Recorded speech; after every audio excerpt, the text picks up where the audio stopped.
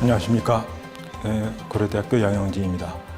오늘 현대물리학으로 보는 세계원화 두 번째 강의 시작하겠습니다. 저는 양자-암호, 양자정보이론을 전공했고, 오늘은 상대성 이론과 나에게 나타나는 세계에 대해서 말씀드리도록 하겠습니다. 오늘 강의 내용은 먼저 갈릴레이 상대성 이론과 아인슈타인의 특상대성 이론, 일반 상대성 이론, 그리고 비유클리드 기하학에 대해서 말씀드리면서 도대체 내가 보는 세계가 무엇인가 하는 문제를 살펴보도록 하겠습니다. 조선시대 때 실학이 한국에 소개가 되면서 그때 이제 사람들이 의문을 품었던 문제 하나가 지구라는 게 참 이게 이름을 잘 지은 이름입니다. 땅인데 구처럼 생긴 거. 근데 지구가 공중에 떠 있단 말이에요. 그때 사람들은 이 거대한 땅덩어리가 어떻게 떨어지지 않고 공중에 서 있을 수 있는가 라고 하는 의문을 품었다고 합니다. 이거는 지금의 우리가 보더라도 어떻게 이 큰 땅덩어리가 떨어지지 않고 위에 서 있을 수 있는가 하는 의문을 품을 수가 있습니다. 그 다음에는 북쪽이 어딘가 하는 문제에 대해서 문제를 하나 더 내도록 하겠습니다. 우리가 북쪽이라고 하는 것은 북극성을 바라보면서 북극성의 방향으로 지표면이 가고 있는 그 방향을 북쪽이라고 흔히 이야기를 합니다. 그런데 이런 상황을 생각해 보세요. 내가 북극성 방향으로 계속 쭉 갔단 말이에요. 근데 딱 북극, 그 지점에 도달했을 때 북극성은 내 머리 위에 있단 말이에요. 그러면 그때 북쪽은 어딘가? 그러니까 그 전까지는 북쪽이라고 방향을 삼아서 갈 수 있는 방향이 있었단 말이에요. 근데 북극에 딱 도달하는 순간 북극이 사라진단 말이에요. 북극만 사라지는가? 그게 아니죠. 북쪽이라는 게 사라지면은 동서남북이 다 사라지는 겁니다. 동서남북이 없는 거예요. 어떻게 이런 일이 생기는가? 북극에 도달했을 때 북쪽은 어딘가? 라고 하는 문제 둘을 먼저 말씀을 드리고 이야기를 시작하도록 하겠습니다. 먼저 갈릴레이의 상대론입니다. 갈릴레이 상대론은 우리 일상생활에서 만나는 그런 상대론이기도 합니다. 우리가 가령 터미널에서 버스를 타고 있을 때 내 버스가 움직이지 않더라도 옆에 있는 버스가 뒤로 가면은 내가 앞으로 가는 것 같은 느낌을 받게 됩니다. 그럼 이거는 정말 과연 착각일 뿐인가 하는 문제가 생기죠. 그래서 이거와 관련해서 좀 더 진지한 문제 하나를 드린다고 하면은 기차 안에서 차를 마시고 있는데 그 찻잔의 속도가 얼마인가 하는 문제가 생길 수 있습니다. 이거는 사실은 문제 자체가 잘못된 것일지도 모릅니다. 왜냐하면 기차 안에서 차를 마시는 사람한테는 찻잔이 내 앞에 정지해 있는 거죠. 그런데 달리는 기차 바깥에서 보는 사람한테는 찻잔이 시속 100km로 달려가는 거란 말이에요. 그러면 한 사람은 찻잔이 정지해 있다고 그러고 다른 사람은 찻잔이 시속 100km로 달려간다고 할 때 누구 말이 맞는 건가? 우리는 이때 흔히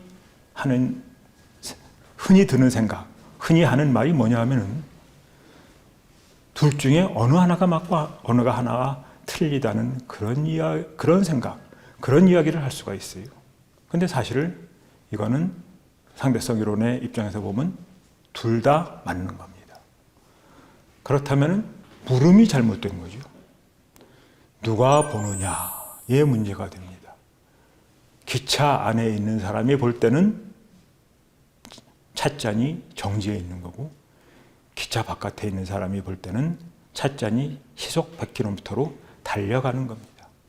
문제는 누가 보느냐의 문제가 되는 것이지, 어느 한 답이 맞고 어느 한 답이 틀리다 하는 거가 아니죠. 너의 의견과 나의 의견이 다르다는 것만 사실이고, 누구 말이 맞는지 그 기준이 뭐냐에 따라서 답은 얼마든지 달라질 수 있는 그런 문제가 되기도 합니다. 그래서 절대값은 사실상 없다. 그래서 갈릴레이의 상대론의 출발점은 모든 속도는 상대 속도다라고 하는 거예요. 어떤 기준이 있느냐에 따라서 속도가 정해지는 것이지 그 자체에 속도가 있는 건 아니다. 갈릴레이는 이런 생각을 했습니다. 여기서 이제 한 걸음 더 나가서 배가 가고 있는데 배의 꼭대기에서 가고 있는 배의 꼭대기에서 돌을 떨어뜨린단 말이에요. 그러면은 배를 타고 있는 사람은 이 돌이 그냥 떨어지는 걸로 보이죠. 그런데 배 바깥에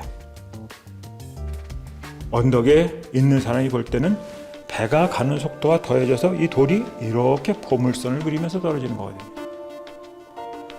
그래서 한 사람은 돌이 그냥 1차원적인 운동을 하는, 그대로 떨어지는 운동을 하는 걸로 보이고, 또 다른 사람은 돌이 이렇게 떨어지는 것처럼 보인다. 여기서 우리는 누가 보느냐에 따라서 기차 안에 있는 찻잔의 속도가 달라지는 것뿐만 아니라 어떤 때는 직선 운동을 보이고 어떤 때는 포물선 운동을 보이고, 다시 말하면 어떤 때는 1차원 운동을 하고 어떤 때는 2차원 운동을 하는 것으로 보인다. 그러면은 우리가 보는 거, 물체의 속도라고 하는 것은 그 물체 자체의 물리적 성질에 의해서 나타나는 것이 아니다라는 걸 알 수가 있습니다. 물체의 속도는 나와 대상, 물리적으로 말하면 관측자와 관측 대상이 어떠한 관계의 맥락을 가지고 있느냐, 주관과 객관 사이에 어떤 관계 설정이 이루어져 있느냐, 어떤 연기적 맥락이 이루어져 있느냐에 따라서 물체의 속도는 서로 다르게 보인다. 불교에서는 이것을 일수사견이라고 합니다. 하나의 물을 놓고 네 가지의 서로 다른 견해가 있다고 하는 거죠. 우리는 물을 보면은 그냥 마실 수 있는 거, 마시는 거라고 생각을 한다고 합니다. 물고기는 물을 보고서 자기가 사는 집이라고 생각한다고 합니다. 천상에 있는 사람은 물을 보고 보석이라고 생각하고, 아귀는 물을 보고 고름이라고 생각한다고 하죠. 하나의 물을 보고 네 가지의 서로 다른 견해가 있을 수 있다. 이거는 네 가지의 다른 중생이 보는 물의 이야기지, 사실은 무수한 중생이 있다면 그 중생의 수만큼 서로 다르게 물을 바라볼 수가 있게 되는 겁니다. 여기까지가 갈릴레이의 상대론이 됩니다. 그래서 어떤 사람이 보면은 1차원 운동이고 어떤 사람이 보면 2차원 운동이고, 다른 사람이 보면 어떤 사람이 보면 직선 운동이고 어떤 사람이 보면 포물선 운동이 되는, 그래서 어떤 관계 설정이 이루어지느냐에 따라서 서로 달라지게 된다는 것이죠. 근데 이게 기차나 배에 탄 사람이 던지는 돌 정도의 간단한 문제가 사실은 아닙니다.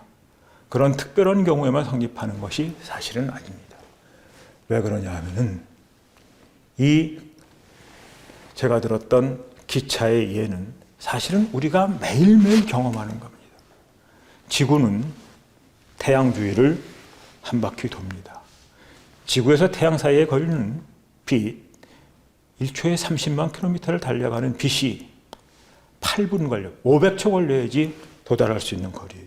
어마어마하게 긴 거리입니다. 1억 5천만 킬로미터죠. 이 거리를 지구가 1년에 한 바퀴 돈단 말이에요. 이 먼 거리를 1년에 한 바퀴 돌려면은 지구가 얼마나 빨리 태양을 돌아야 되느냐 하면은 그게 초속 30km입니다. 초속 30km면은 꽤 빠른 속도입니다. 서울에서 대전까지 5초면 가고 부산까지는 13, 14초면 가는 그런 속도로 지구가 달리고 있어요. 그런데 사실은 태양도 고정되어 있는 게 아닙니다. 태양은 우리 은하라고 하는 2, 3천억 개의 별이 있는 그 별들의 한 가족이란 말이에요. 그리고 그 우리 은하의 저 끝에 있는 게 태양계입니다. 그 태양은 이거를 한 바퀴 돌아야 돼요. 태양도 우리 은하를 한 바퀴씩 돕니다. 그때 걸리는 시간이 2억 5천만 년이고 이 궤도 반경은 한 3만 광년 됩니다. 그러면 태양이 우리 은하의 중심에 대해서 얼마나 빨리 돌아야 되냐면 그때는 초속 250km 정도로 달려갑니다. 또 그뿐만 아니라 우주 배경에 대해서는 초속 한 370km 달려갑니다. 이쯤 되면은 도대체 내 앞에 있는 물체가 속도가 얼마냐라고 하는 것은 가늠이 안 되는 그런 상황이 됩니다.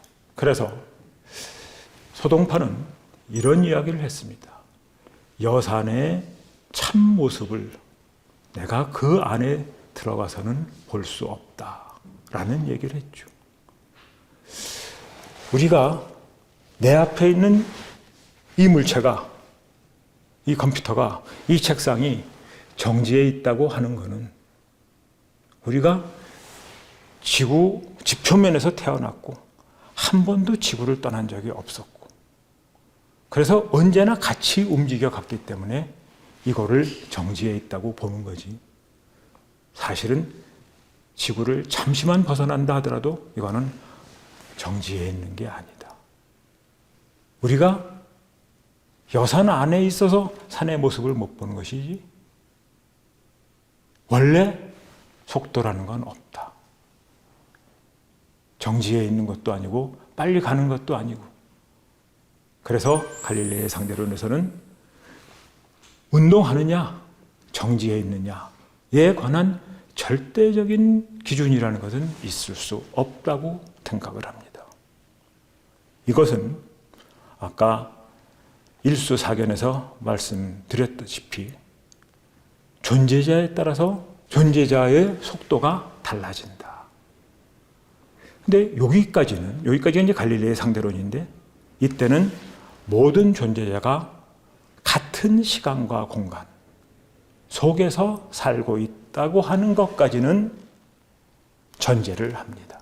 우리가 갈릴레의 상대론에서 특정 대상, 내가 보는 물건의 속도가 누가 보느냐에 따라서 달라진다는 얘기를 했는데 그러면은 이것뿐만 아니라 그 존재자들이 공유하고 있는 시간과 공간도 달라질 수 있지 않는가 하는 생각을 할 수 있게 됩니다. 그것이 이제 아인슈타인의 특수상대성 이론이 됩니다. 아인슈타인의 상대성 이론은 특수상대성 이론과 일반 상대성 이론의 둘로 나누어집니다. 여기서 특수라고 하는 것은 특별한 상황입니다. 그리고 일반이라고 하는 것은 일반적인 상황, 보편적인 상황을 이야기합니다.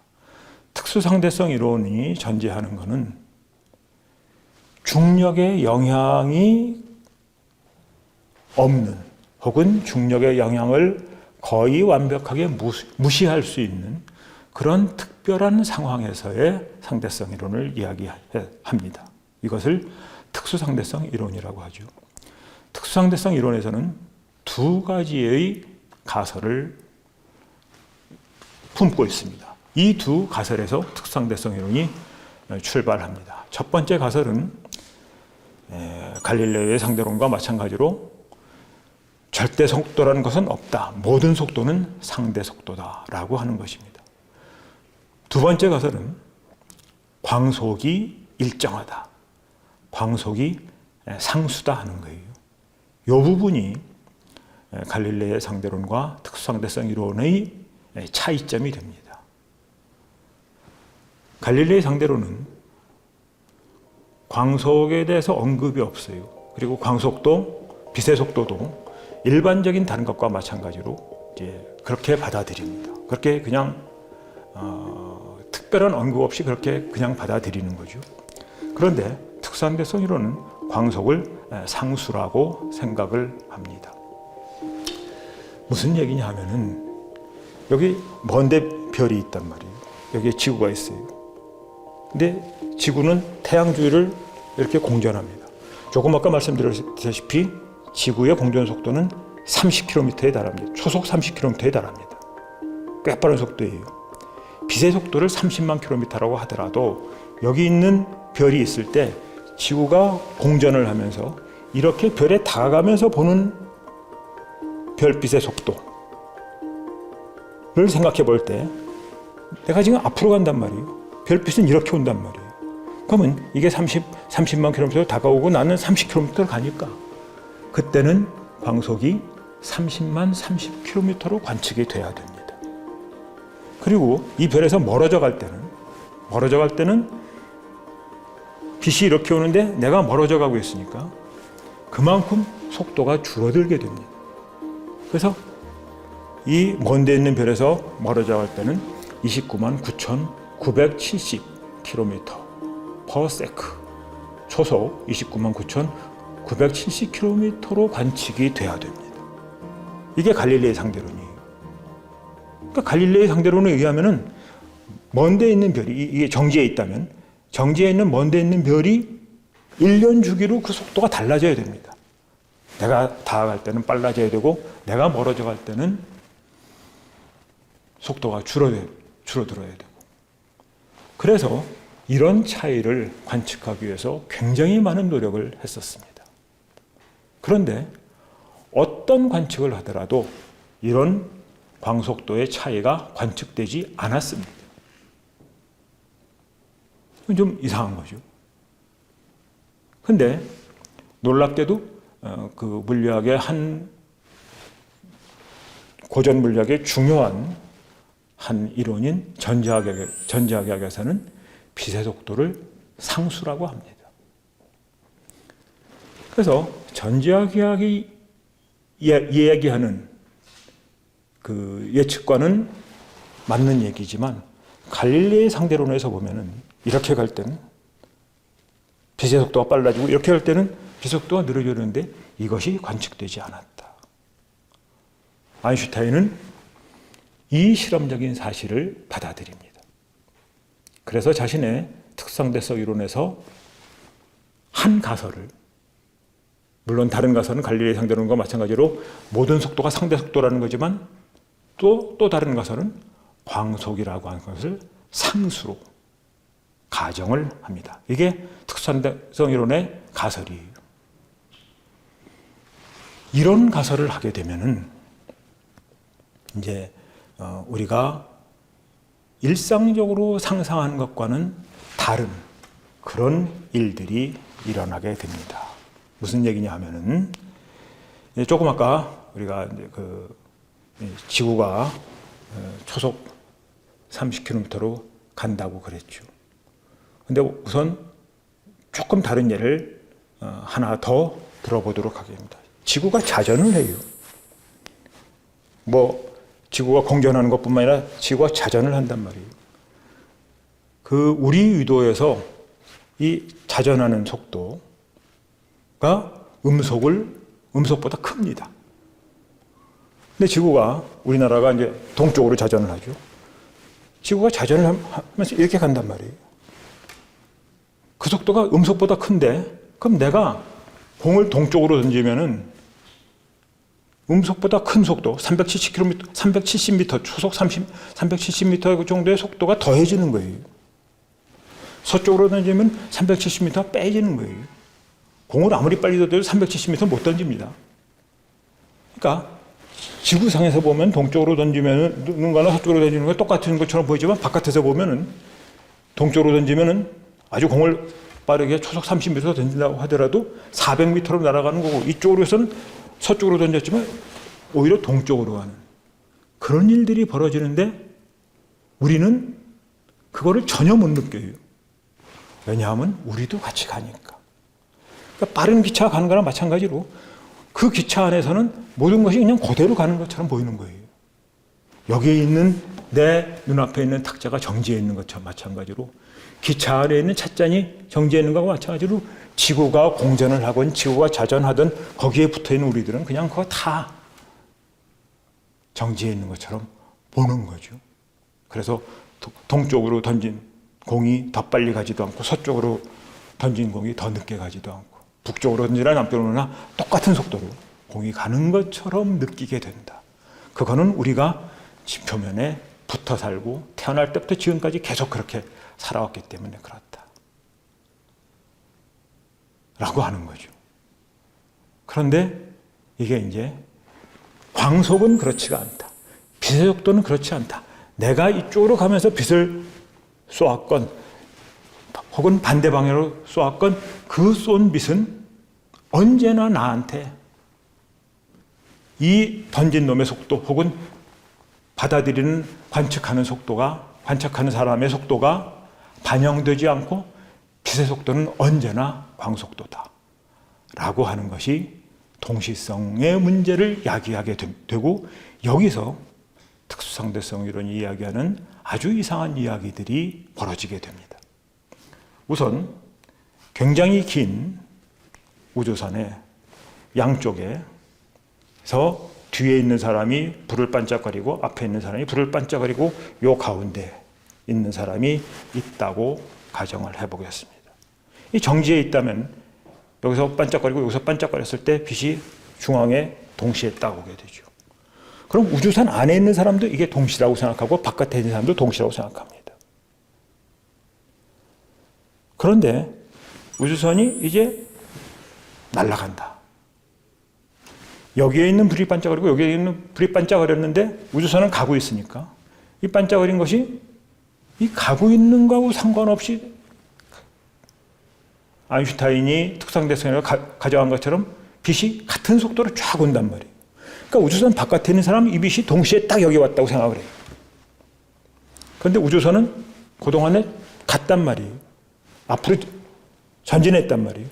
그러니까 우주선이 이렇게 갔기 때문에 앞에 있는 빛이 먼저 옵니다. 여기 가만히 있었으면은 동시에 왔었을 빛이 이 우주선이 갔기 때문에 앞에 있는 빛을 먼저 보게 됩니다. 그리고 뒤에 있는 빛은 조금 있다가 보게 돼요. 그래서 우주선 바깥에 있는 사람은 동시라고 생각하는 두 사건이 우주선 안에 탄 사람은 동시가 아니라고 생각해요. 앞에 있는 전등이 먼저 반짝거렸고 뒤에 있는 전등이 나중에 반짝거렸다라고 이야기합니다.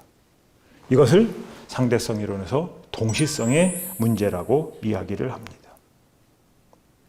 이거는 시간이 달라졌다는 거예요. 우주선 안에 있는 사람의 시간하고 바깥에 있는 사람의 시간이 달라지는 게 됩니다. 이 시간이 달라지는 데서 상대성 이론이 이야기하는 그 많은 이상한 이야기들이 나오게 됩니다. 가령 한 예로 이것의 길이를 잰다고 해요. 내 손가락이 길이를 재는데 손가락의 길이 어떻게 잽니까? 맨 앞부분하고 요 앞부분 점을 찍어서 요 사이의 길이에요. 간단하죠. 근데 이게 움직이면 달라져요. 움직이면은 이렇게 가는데 여기서 딱 찍고 그다음에 여기서 딱 찍으면 길이가 길어지죠. 어떻게 해야 되냐 하면은 움직일 때 동시에 딱 찍어야 돼요. 동시에 딱 찍어서 그걸 재면 되는 거예요. 그게 길이란 말이에요. 그런데 관측자에 따라서 동시가 달라져요. 시간이 달라져요. 이 사람이 동시라고 생각하는 거고 이 사람이 동시라고 생각하는 것이 다르단 말이에요. 그러면 길이가 달라질 수밖에 없습니다. 그래서 아인슈타인의 특수상대성 이론에서는 길이의 이걸 정지한 상태에서 보는 것보다 움직이는 상태에서 보면 길이가 수축한다 라고 하는 거가 되는 거죠. 이거와 함께 시간도 시간도 쫙 늘어나게 됩니다.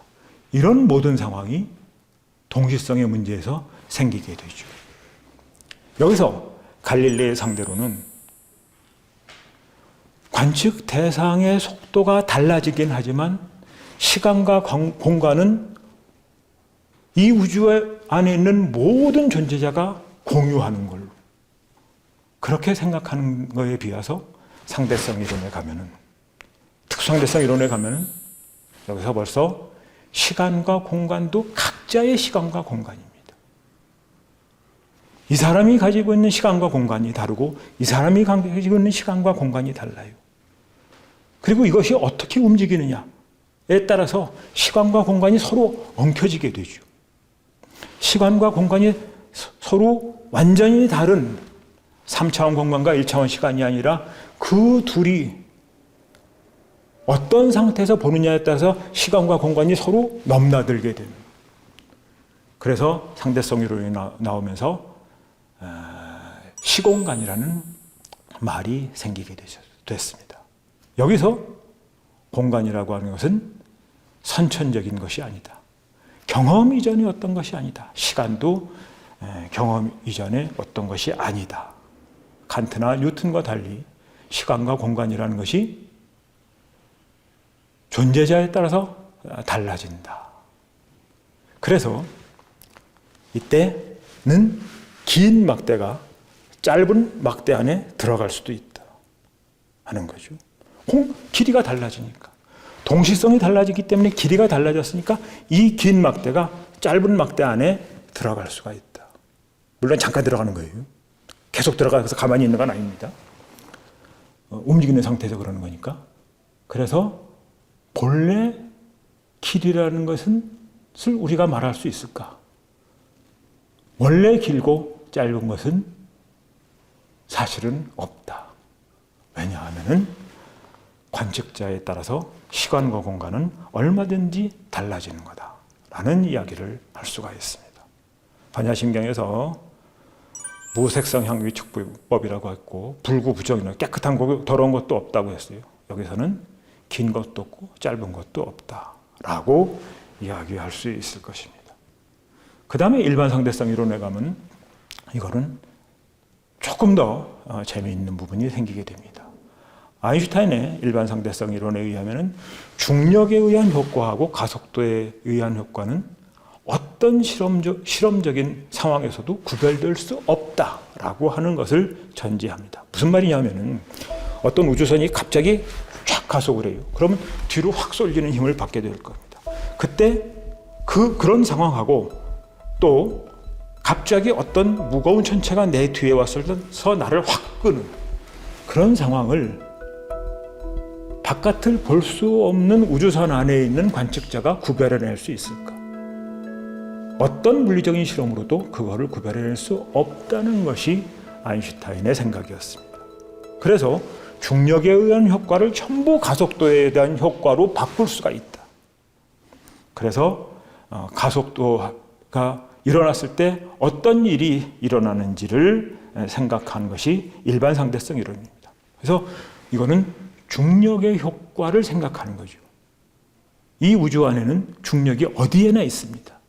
그 중력의 효과, 그러니까 아주 보편적인 상황이죠. 아주 일반적인 상황입니다. 그래서 이거를 우리는 일반 상대성 이론이라고 이야기를 합니다. 이런 일반 상대성 이론에서는 어떻게 되느냐 하면은 여기 제 손을 우주선이라고, 엘리베이터라고 생각해 보십시오.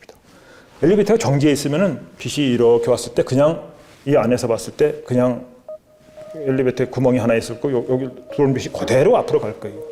이게 속도가 조금 가면 이게 해서 이거는 이렇게 가는 빛은 이렇게 가는데 엘리베이터 올라가니까 안에서 봤을 땐 빛이 이렇게 직선으로 이렇게 올 거예요.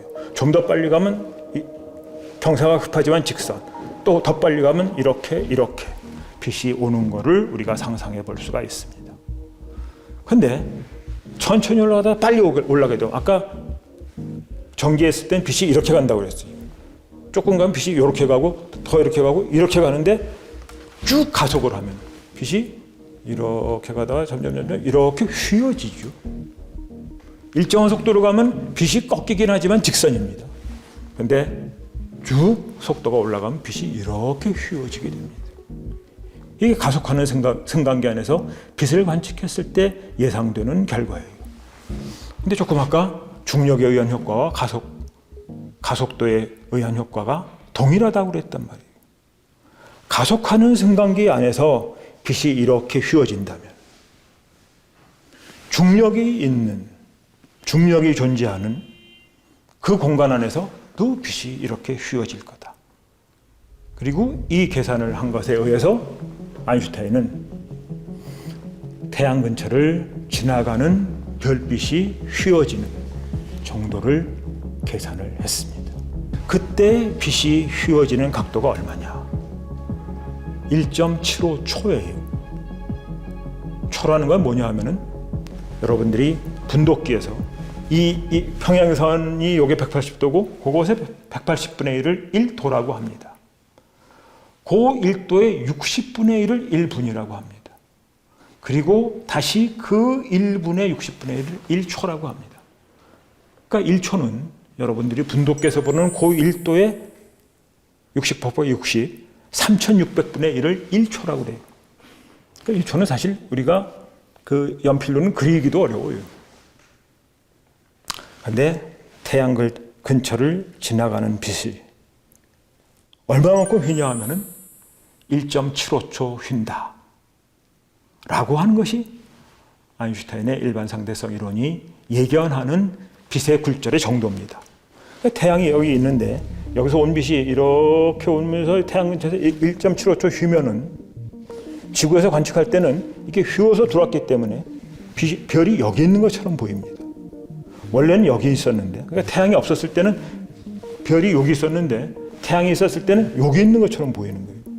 빛이 이렇게 휘니까. 그래서 별의 위치가 달라지는 거예요. 관측을 했을 때. 그 관측 정도가 1.75초다. 이거를 아인슈타인의 일반상대성 이론이 나온 다음에 두 천문대가 하나는 남아메리카, 하나는 아프리카에 가서 측정을 하고 이것을 검증을 했습니다. 그래서 아인슈타인의 일반상대성 이론이 예측하는 것처럼 빛이 휜다. 이 얘기는 빛이 공간을 바꾼다는 얘기예요. 우리가 이걸 직선이라고 했는데 이 직선이 휘는 거예요. 우주 공간이 존재자에 의해서 뒤틀린다는 것을 의미합니다. 나중에는 이제 지구가 여기 있고 여기 아주 무거운 블랙홀이 있다고 추정이 되는데 여기에서 오는 빛이 이렇게 오고 이렇게 휘고 밑으로 오는 빛은 이 블랙홀에 의해서 이렇게 휘고 그래서 지구에서 관측을 했을 때 하나의 별이 이렇게 원형처럼 보여요. 그것이 이 그림에 나와 있는 이런 것입니다. 그래서 원형으로 보이는 저런 현상이 관측이 된단 말이에요. 하나의 별이 그래서 나온 빛이 이렇게 온 건 이렇게 휘고 이렇게 온 건 이렇게 휘고 아마 여기에 블랙홀 같은 게 어마어마하게 큰 질량의 별이 있겠죠. 이렇게 휘게 됩니다. 이게 시간과 공간이 존재자에 의해서 만들어진다는 것이죠. 이것이 이제 일반 상대성 이론이 이야기하는 겁니다. 전에 제가 과학 철학 강의를 들을 때 미국에서 일입니다만 이런 이야기를 하신 적이 있어요. 그 교수님이 빅뱅이라고 하는 게 있다고 하는데 그러면은 빅뱅에 의해서 이 우주가 창조됐다고 하는데 그 창조 이전에 창조주는 어디 있었느냐 라고 하는 걸 얘기하면서 이렇게 답해야 한다고 농담을 한 적이 있습니다. 그렇게 고약한 질문을 하는 놈들을 위해서 신은 지옥을 만들었다. 근데 지금 이 일반상대성 이론에 의하면 우리가 살고 있는 시간과 공간은 이 우주에 존재하고 있는 존재자들에 의해서 만들어진 거예요. 시간 공간이 먼저 있고 존재가 있는 게 아니라 지난번에 첫 번째 강의에서 지구상에 있는 공기, 산소와 이산화탄소 그런 것들이 지구상에 있는 생명에 의해서 만들어졌다고 하는 것과 같은 맥락입니다. 조금 더 확장된 거죠. 우주의 존재가 있고 나서 시공간이 만들어졌다라고 하는 그런 이야기가 됩니다. 그래서 이거는 마치 이 공간이 이 안에 존재하는 것들에서 만들었다. 이것이 이제 물리학에서는 장이라고 하는 개념입니다. 필드라고 하는 거죠. 필드라고 하는 것을 가장 확인하기 좋은 것 중에 하나는 막대 자석을 놓고 그 위에다가 받침대를 놓고 거기다 철가루를 뿌리면 철가루들이 이렇게 자기 장에 따라서 이렇게 정렬하는 모습을 보여줍니다. 다시 말하면 공간이 있을 때 그 공간의 모든 지점에 이 자기장이 쫙 펼쳐져 있는 그런 장들이 있는 거죠. 이 장이라는 개념은 굉장히 중요하고 나중에 이제 더 다른 개념으로 발전합니다. 우선 여기서만 보더라도 우리가 보는 이 공간은 존재자에 의해서 장이 펼쳐져 있는 공간이에요. 이 펼쳐져 있는 그 장, 그 중에 하나가 질량에 의해서 발생하는 중력장입니다. 그래서 태양에 의해서는 이렇게 공간이 휘는 거예요. 그 휜 공간에 빛이 날아오면서 굴절을 하는 거죠. 그래서 블랙홀 같은 경우에는 그 휘어지는 것이 너무나도 크기 때문에 그 안에서 빛이 새어나올 수도 없는 그런 강력한 중력을 만들어낸다. 여기서 우리는 한 가지 중요한 생각을 해볼 수가 있습니다. 유클리드 기하학에 평행선 공리라는 게 있습니다. 5번째 공리인데 두 직선이 있어요.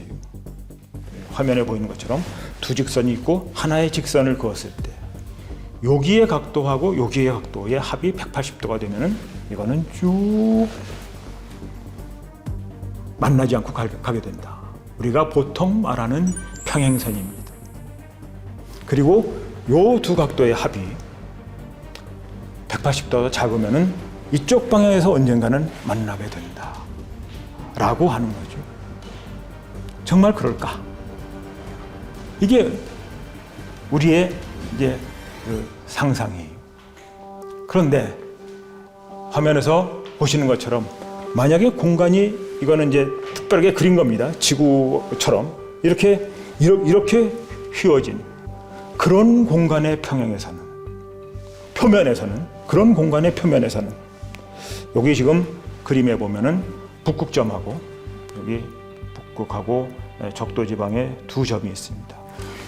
이런 평면에서 가령 삼각형을 그리면 삼각형의 내각의 합이 이걸 우리가 보통 삼각형이라 안 하지만 이 표면에서는 이게 삼각형입니다.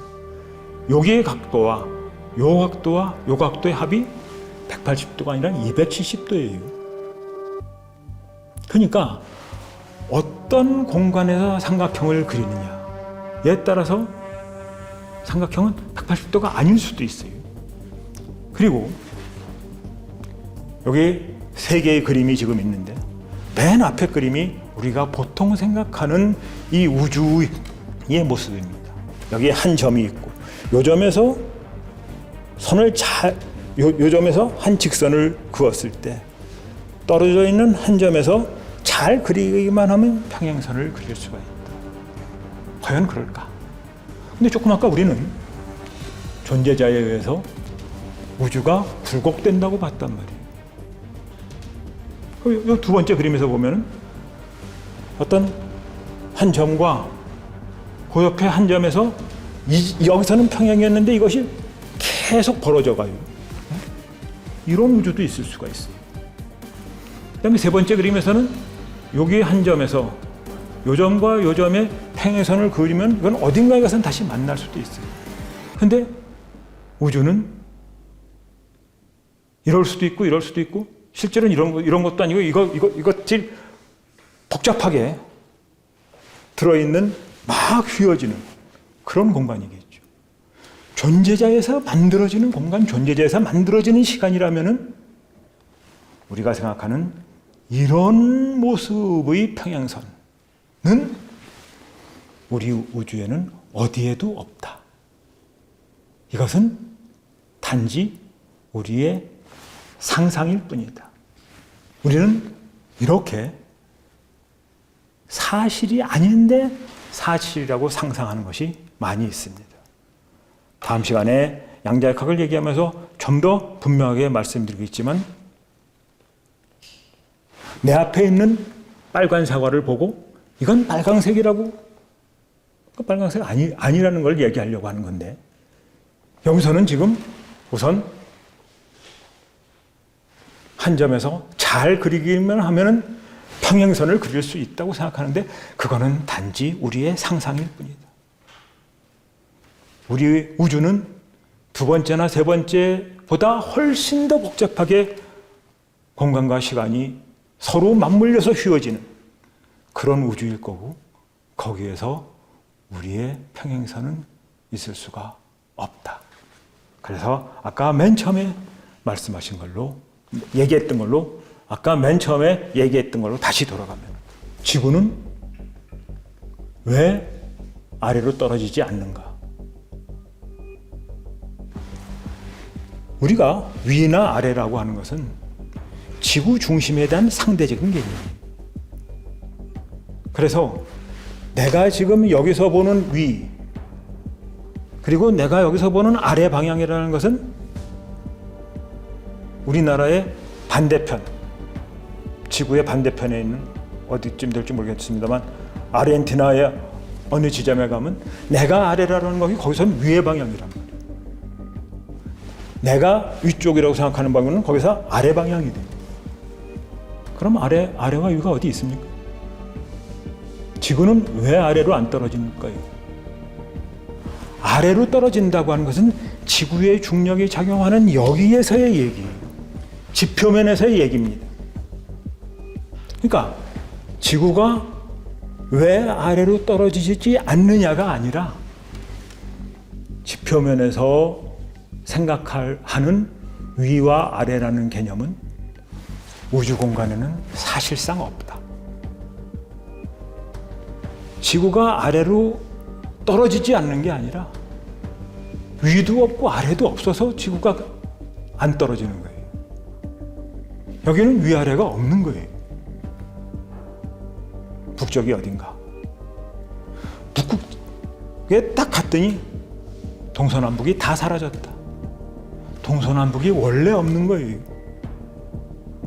내가 있는 지점에서 다른 것과의 관계에 의해서 맺어진 게 동서남북이에요. 그래서 내가 서울에 있으면 부산은 남쪽으로 보이고 평양은 북쪽으로 보이는 거죠. 그러나 평양보다 더 북쪽에 가면 평양이 남쪽이에요.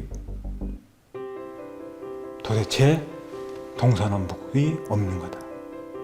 금강경에서는 과거심이 불가득이고 현재심이 불가득이고 미래심이 불가득이라고 그랬어요. 과거에 대한 우리의 마음, 과거라는 것을 생각하는 우리의 마음, 그거 자체가 없는데 어디서 무엇을 얻을 것인가? 신신명의 마지막 구절을 이야기하면서 오늘 강의를 마치도록 하겠습니다. 선종의 3대 조사이신 승찬 스님이 신신명의 마지막 구절로 얘기하신 거예요. 오늘은 저는 주로 방향에 대해서 말씀드렸습니다만, 여기서는 언어도단, 언어의 길이 끊어졌으니 비거래금이라, 과거도 없고 과거도 아니고 미래도 아니고 현재도 아니다. 언어의 길이 완전히 끊어진, 언어라는 것은 우리가 만들어낸 개념입니다. 그 개념으로 적용하는 그 길이 딱 끊어졌을 때, 거기에는 과거도 없고 미래도 없고 현재도 없다. 위아래도 없고 동서남북도 없다. 라는 말씀으로 오늘 강의를 마치도록 하겠습니다. 감사합니다.